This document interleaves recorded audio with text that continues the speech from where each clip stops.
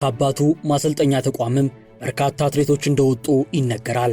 ካቢብም ታዲያ በአባቱ አብዱል መናፍ ግፊት ወደ ስፖርቱ መንደር የመግባቱ ነገር ግድ ነበር።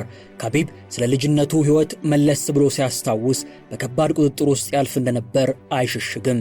በቀን ከ3 ሰዓት በታች የጥናት ጊዜ ማሳለፍ እንደማይችልና ቢያንስ 100 አዳዲስ ቃላትን በቀን ውስጥ ማወቅ የዘውትር ግዴታው እንደነበር በማስታወስ ይጠቅሳል።